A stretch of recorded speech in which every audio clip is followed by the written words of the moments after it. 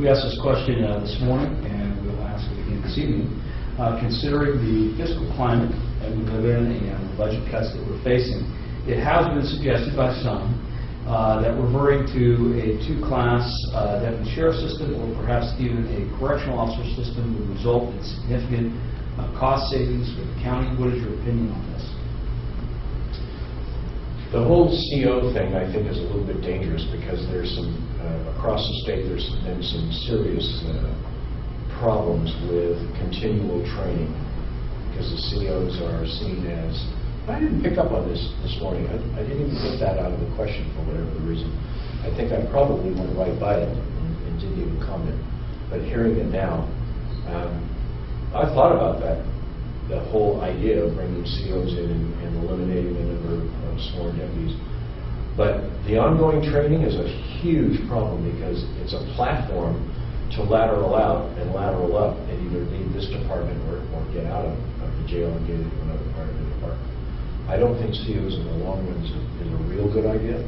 I think it needs to be looked at just like everything else because coming down the road, we've got a freight train that's got a dollar sign in the front of it. And so there may be some point along the way that needs to be at least really, really investigated. But my understanding from the other departments I've talked to, that it's good in one sense because it shows up front that there's money being saved. But in the long run, there's a lot of money lost because of the constant turnover that you do not have if you keep sworn people and deputies in. The other half was what? Oh, the two-level deputies. Or two. Yes. Deputy 1, Deputy 2? Yeah. Is that what you're talking about? I don't know. I suppose there's probably some ways to sell that to the county to make it look like we're trying to keep things in line. I know it was that way a long time ago here, and it went away, and I don't know the reasons why. I truly don't, so I don't know that I should even comment on that part of it, but it might be a selling point.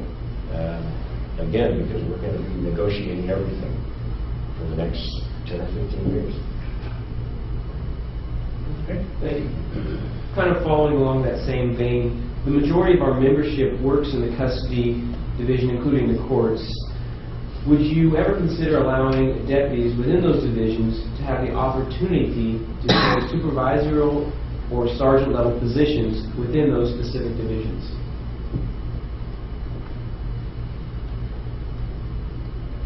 It might help you, Ken, to explain the system we have now.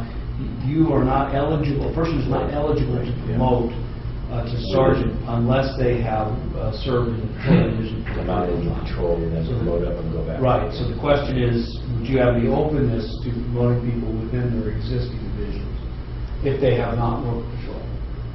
You know, I don't know the philosophy behind not allowing it. It would seem to me if you can create a ladder and you want to have institutional knowledge in these different divisions, it might be a very good way to maintain that. On the other hand, certainly working in the courts, there's probably a lot of value in having somebody go out on the street first and then certainly work in the jail. You know, some departments you work in the jail until you prove yourself and get out on a patrol, and in other departments you start a patrol and then end up going into jail. There's, you know, probably as many people on either side of that fence as you can imagine. I'm not sure the philosophy behind it, so I don't know. It seems like it would be a pretty good incentive for people that want to just stay in that division. Something you'd consider? Oh, hell yeah. Excuse me. Yes. Yeah, because, I mean,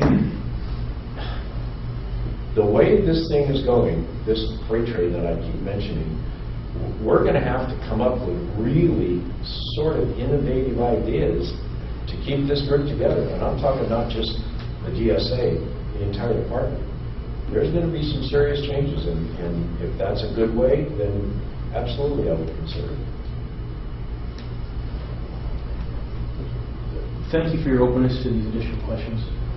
As we've continued through the last couple of days and word has gotten out to our members who can't attend, members of this board are kind of inundated with, hey, ask this, and please attach that, and please prevent this. So thank you for your willingness to answer these new questions, especially with the magic machine learning. Last one of those. In the 3 previous forums, both you and your opponent have spoken about the Sheriff's Department's progress into the 21st century and its leadership role within the law enforcement community. As this forum has progressed, a significant number of our membership have expressed concerns about continuing this progress and remaining the lead agency in the county during these difficult economic times.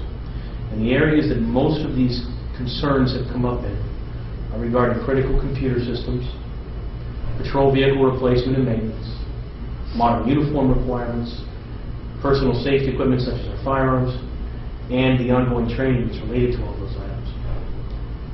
What is your plan to address those concerns with the economy in mind?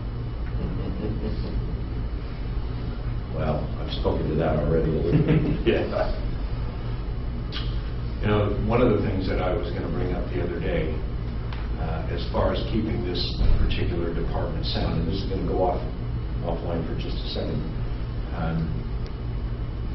It seems to me that there's going to be a time that we're going to, in order to assist some of these other cities that are going to be struggling more than the county because the county has more money, I think there's going to become a time when we're going to sort of, at least locally, we're going to have to regionalize with some of these smaller departments so that we can provide them coverage and save them money, and it would maintain our staffing levels. In order to maintain across the line, like you mentioned, vehicle and certainly firearms, uniforms, the way this economy is coming, we still have to go back to how are we going to trim down overall in the budget and still maintain the level of safety that you need and certainly maintain the morale. It's not going to be easy. You know, we're going to have to trim at the top as well. There's just places where money's going to have to be pinched down in order to keep on top of all these things. There's a lot of technology that's making things better and safer, but that technology is not inexpensive. Across the board, it is not inexpensive, and I think we're just going to have to stay on top of it, follow it.